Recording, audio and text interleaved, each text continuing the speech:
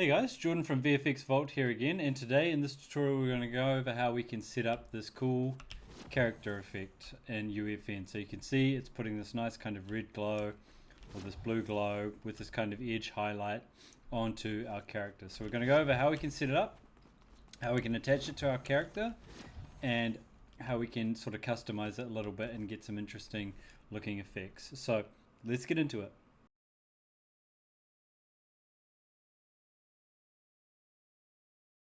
So if you're just looking to pick up the free course files, you can find them on vfx-vault.com. If you come here under shaders, they'll be listed under shaders as free character player shaders.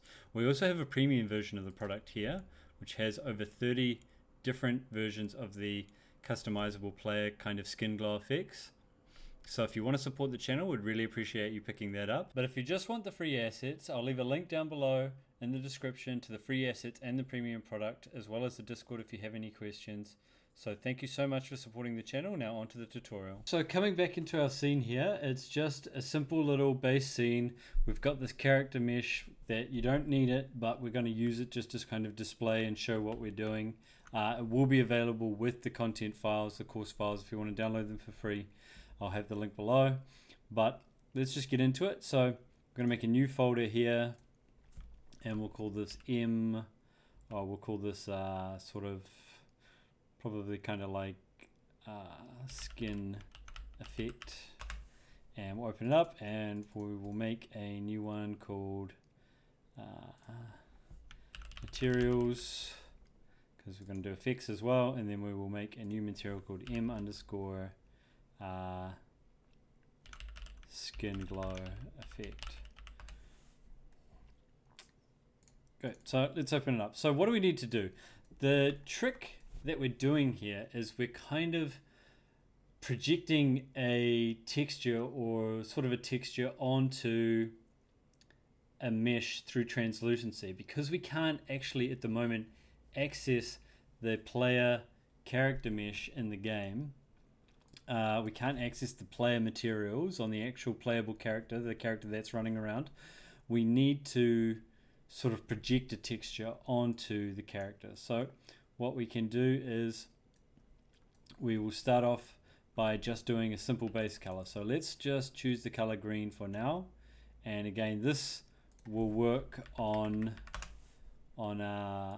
any character. It'll project onto any surface. So first we plug in a base color and we change the blend mode. We can use translucent or additive, and then we'll just set it to unlit because we don't need it to be lit. It's a bit cheaper in terms of optimization. And then we'll save that, and we will, so we've just got like a base color in the material on a translucent lit mode, unlit, and then we drag in a sphere, and we're just going to position this kind of over our character here, and then we're going to drag it onto our character. So obviously that's not doing anything. Now what we can do here is we can go depth fade. So what does the depth fade do? Because we need to really understand what the depth fade is doing to set this trick up. So we plug our depth fade into our opacity, and we'll just set the depth, set the opacity to 1, and we'll put a scalar S and click for a scalar parameter here, and we'll call this depth fade. So we save that, and now still not quite doing much. Sorry, because the depth fade is set to 0, but let's set it to 100. And now you can see it's kind of fading a bit. You can see around the edges where it's intersecting with the geometry, it's fading a bit. So what's actually happening? So if we come over to our viewports and we can view a buffer, so we'll come down to just where is the scene depth. So it's a bit difficult to explain, but basically it's fading depending on the scene's depth and where the geometry intersects with the scene. And basically, like the closer we get to 0 or here, it's kind of fading. So it's a little difficult to understand at first, but all we need to know is that where our mesh is actually touching the geometry based on the scene's depth, we can fade. So if we turn it off, you see it's fading, and then let's turn it down to 50. And I promise this will all make sense as we go. And now you see we turn it down to 20, it's fading still a little bit around the edge of, and then around the edge of his legs kind of here, it's fading a little bit, it's kind of got this fogging effect. So we can fade where it meets geometry, but we can also reverse that to make it fade where, to make it sort of not fade where it meets geometry. So we go 1 minus, and then we multiply, and then we plug that in. So we're inverting the value that we're outputting here with the 1 minus, and then we're multiplying it by itself. This is called a reverse depth fade. So now you can see where it's meeting the geometry is where we're not fading, and then like where the geometry is really far away. So before, remember, if we had it like this, where the geometry is really, really close, we're fading, right? But then we can invert it and multiply it by itself. And then when the geometry is really, really close, that's where we're not fading. But when the geometry is really far away, that's where we're fading. So when the depth is really far, like the value and the scene depth here, we're fading. So it's as simple as that. So we can have to keep in mind though that if we bring in other objects, so other objects that writes to the scene's depth, it's also going to project on onto those objects. So you can see here it's, we'll just shrink this down a little bit and move it close. You can see it's a little hard to see because it's sort of white on that green on white. It's also projecting that green onto our sphere. So anywhere where there's geometry, we can bring in, like say, another character here and move him back a bit. But you see as he moves back, as he moves further away in the scene depth, it starts to fade off and fade away. So what we can do now is we can scale it up a little bit, and then we can come back to our material, and we want to put just a regular depth fade on it. So there are issues also like where it meets the geometry here, it's still a bit harsh, and we can increase the kind of depth fade here. Let's say 100. So the depth fade on our reverse depth fade, so let's change the parameter here to reverse depth fade. The depth fade on it here is sort of how close do we want to the geometry before we start showing, or how far away is the geometry before we start showing. So it's sort of 100 units, and then we start kind of fading in the geometry a bit. We're fading in the effect a bit here. Now, what we can also do is put just a regular depth fade on it, and we multiply these two together without inverting it. And then it's obviously going to fade it down a little bit. But the good thing about this is if we sort of have another mesh here. So if we shrink the sphere back down again, you can see where it kind of meets the geometry here, where it's actually touching the sides. It's still kind of really quite harsh, especially if we turn the reverse depth fade, say up or down a bit. Like if we turn it up to say 100, or maybe let's leave it at 80. It's still quite harsh where it intersects here. So one thing we can do is we can just make another depth fade, and we'll just plug in again a value of 1, and we'll put in a just regular depth fade, distance, depth fade onto this, and we'll just multiply it against our opacity and plug it in. So if we turn this one up a bit, this new depth fade that isn't inverted, we turn this up a little bit, it also will start to fade those edges just a little bit more, so the effect is just a bit softer around the edges. Now this also depends on what you're trying to put it on. you're going to need to change these values depending on how big your mesh is, or how, how the kind of mesh that you're using, or the curves or the shapes, or just the way the mesh is. So you're obviously going to have to play with these values. So the next thing we might want to do is, when we multiply these two together, it's kind of really reducing the intensity of the effect. So we can go put in a scalar here and go opacity intensity, and plug that into the opacity here. And obviously it's at 1, but we can do 2 or 3 or 4. Let's set it up to 10. But now you see, we set it up to 10. It's kind of a bit soft around the edges still, but now it's not really like showing us what the mesh is. It's just this really flat green. That might be what you want, but it also might not be what you want. So there's actually some cool things we can do to kind of help give it the shape, or like understand the mesh that it's being put over. So the next thing we want to do is, on our emissive color, we want to change some values depending on the mesh that's being put on. So what we can do is we can read from the scene texture, because the translucency passes obviously after all the scene texture passes have been written. So we go scene texture, and then we want to get the world normal, and if we just multiply our color by our world normal, now this is just to so we need to put in a component mask here, because this is putting out a vector 4. We'll just put out a vector 3 here, and we'll just,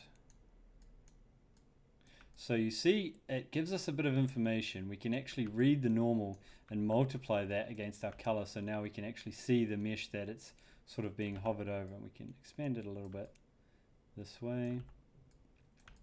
And obviously the normal is really sort of black on the back here, but that's okay because it's just the way the normal is kind of facing. There are some other ones we can use, like say base color, metallic, and all these other different things, but for now that should be okay. I wonder what world tangent does. Okay, not very helpful. So back to world normal. But world normal by itself isn't super helpful. So what we can do is do the same way we would set up a Fresnel. If you know what a Fresnel is, we can dot our world normal against our camera vector. Camera direction. It's this way. Camera.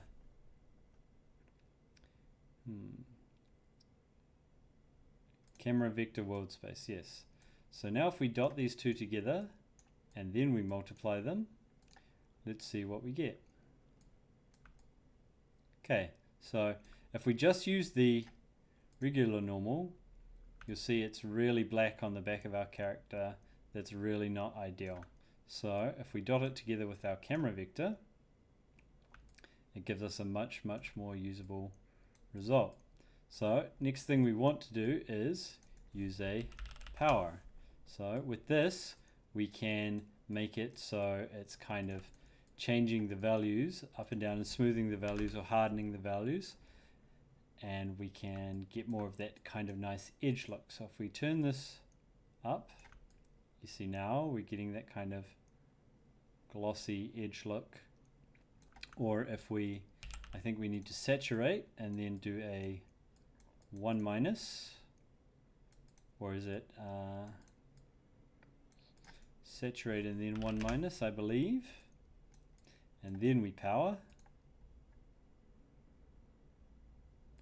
There you go, we can invert it. So now we have more of an edge glow. So if we'll just open this up, we'll zoom in a bit. So get the world, the scene texture world normal, the camera vector, we dot them together, and then we have the saturate, the 1 minus, and then the power. So this is sort of edge power. And then after that, after this power, we can saturate again, and then we will go add and multiply. So with an add, So we can go edge offset. We can make the edges bigger or smaller depending on how we're powering them. And then with the multiply, we can go edge intensity. We can make the edges really, really hard and make them really harsh and really stand out. So we'll just tidy this all up. And again, this is going into our emissive channel. We only need emissive and opacity. And we'll save that. And then let's come in and just play with the edge offset and the edge intensity. So with the edge intensity at a value of just 1 for now, and the edge offset, there you go. We can make the edges thicker so we can go back to just having that flat material, or if we subtract just a little bit, we can go back to having this hard edge, and then let's say we go like 50, and now I've got this really nice harsh kind of green highlighted edge kind of mesh. So one more thing we can do is we can go saturate, and we want to saturate, I think, here, and then we can just add another color in to our base color, and we'll see what this does. Let's make him pink, and we'll convert this to a parameter. Also remember, we can do that, so we'll convert these to parameters. We'll call this one edge color, and we'll call this one sort of core color, and we'll save those. Cool. So obviously it'll take a bit to sort of blend these colors together exactly how we might want them, but you can see we can have like this purple core color and whatever kind of edge glow that we want. So we could have red, and we set the value, the intensity here up to 15, or because we're saturating here, sorry, so we can remove this saturate, but again, you might want to saturate because it might just affect the colors, the way the colors mix. So I've got this kind of normal looking one here, so 15 or sort of 50.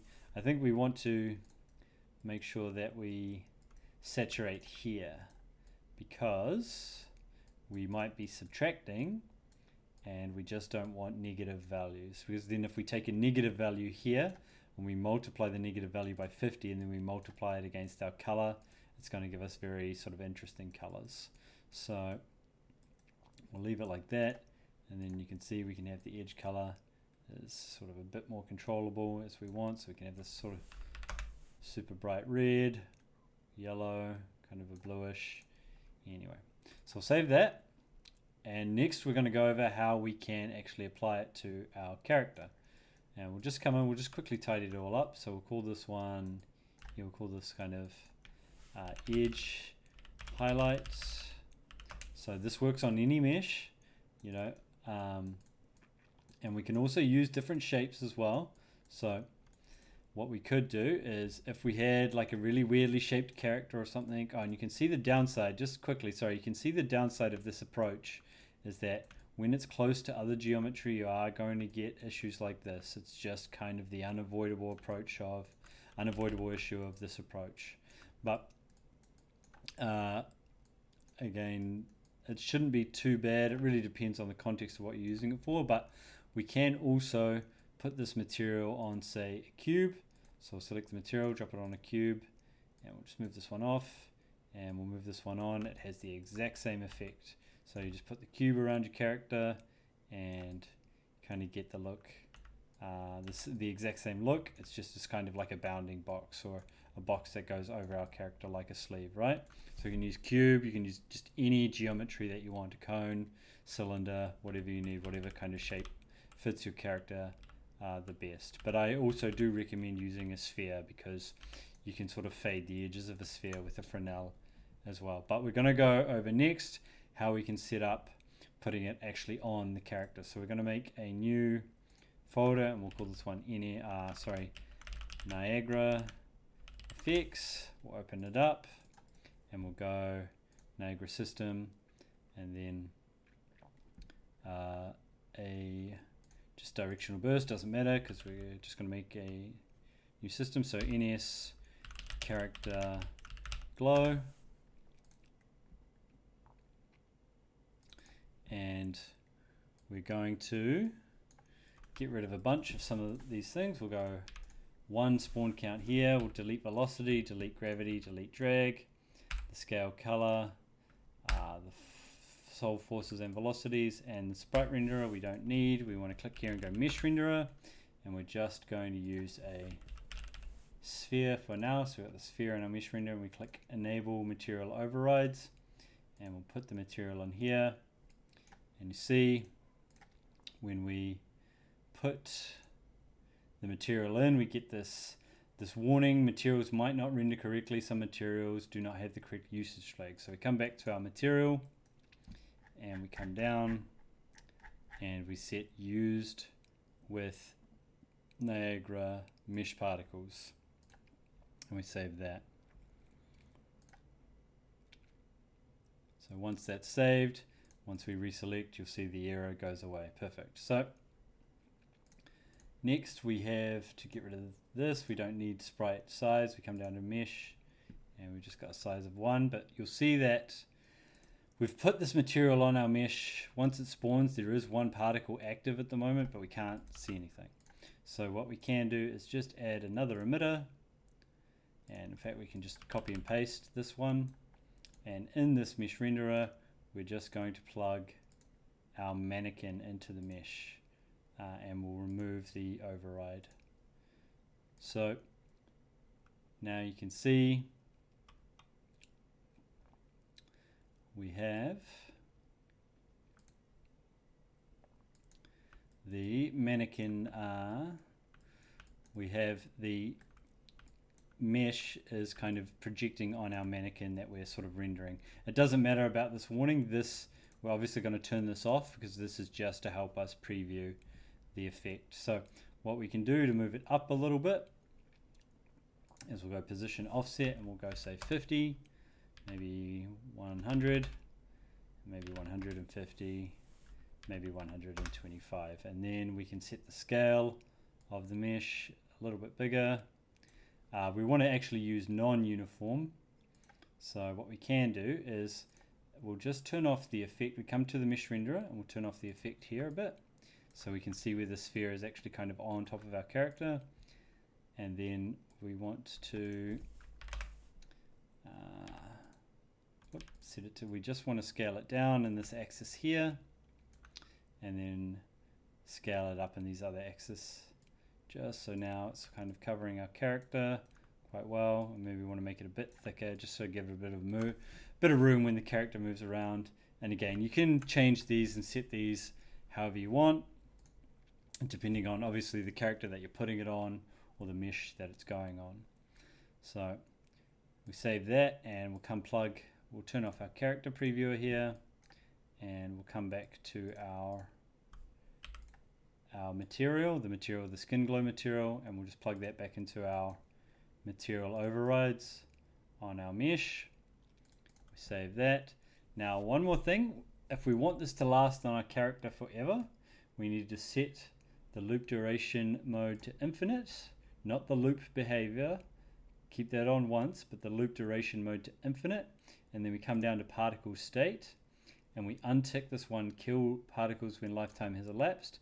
And then we go this one here, loop particles lifetime. So it's going to just infinitely play this particle until we destroy the system.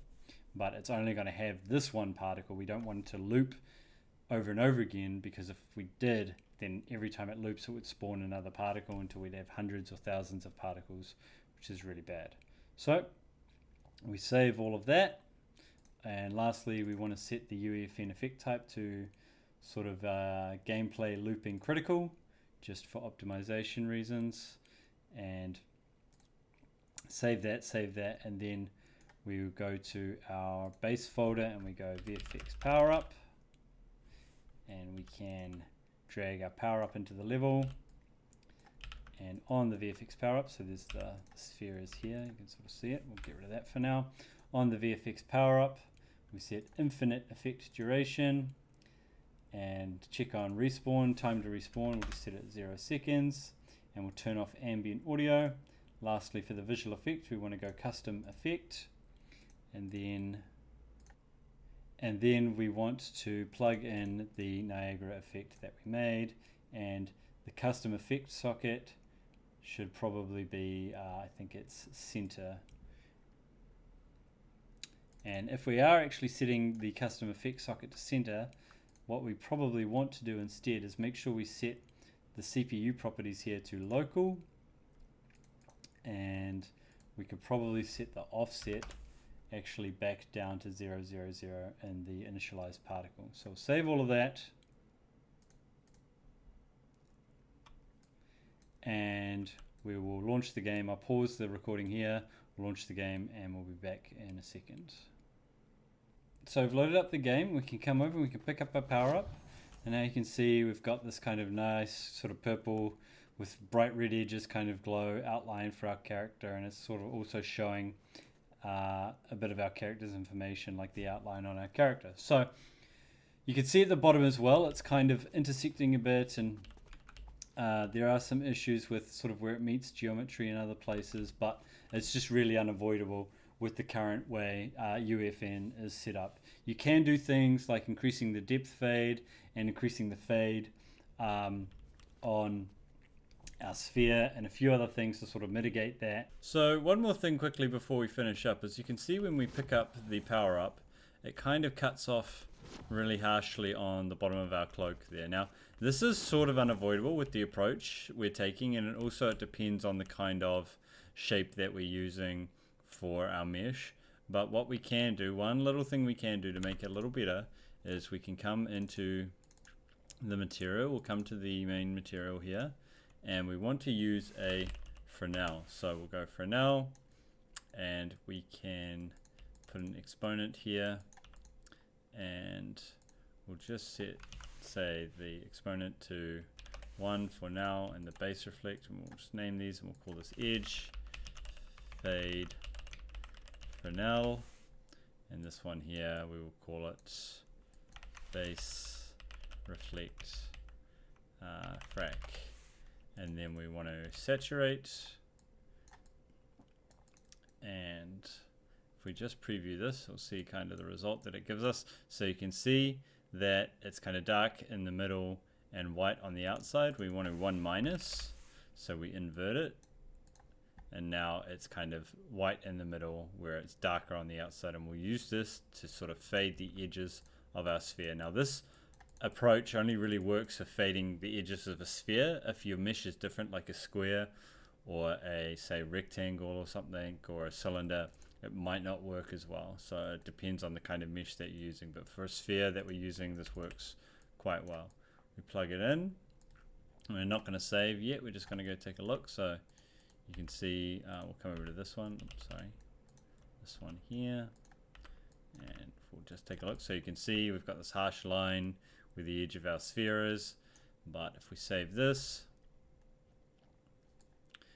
it's a bit softer, and then what we can do is we can come into the edge fade Fresnel, and if we turn up or you turn it down a bit, or we can put in another power over here. So another way we can do it is put a power after the saturate, and just go like this. I think that's what we need, or actually after the 1-, I think it was. We're after the 1- into the multiplier of our opacity, and we'll call this Fresnel power. Save, and then as we turn our Fresnel power up, now it's fading the edges around our circle quite a bit better. And I'm just going to pause and push the changes, and we'll see how it looks in game. So once we've pushed the changes, we come back into the game, and you can see now the edge at the bottom of our mesh is a bit softer. So obviously this will be a bit different depending on what mesh the player character is using, and we can change it to be a bit bigger. We can set the actual mesh size in the Niagara system and make it a bit bigger for our character, but again, we'll have to just change it depending on the look that we want and kind of the shapes and the soft edge or a hard edge that we want. So I hope that was really helpful. If you've got any questions, any comments, please feel free to leave them down below, or you can reach out to me on Discord, which I'll have a link down below, or reach out to me on Twitter. If you've got any suggestions for any more content you'd like to see, or if you want to support the channel, please head along to vfx-vault.com and you can grab these assets for free, or the premium versions of these assets, which have a lot more customization, a lot more options you can choose from, a lot more variations. So I hope that was helpful. Thank you so much for watching. This has been Jordan from VFX Vault, and I'll see you in the next one.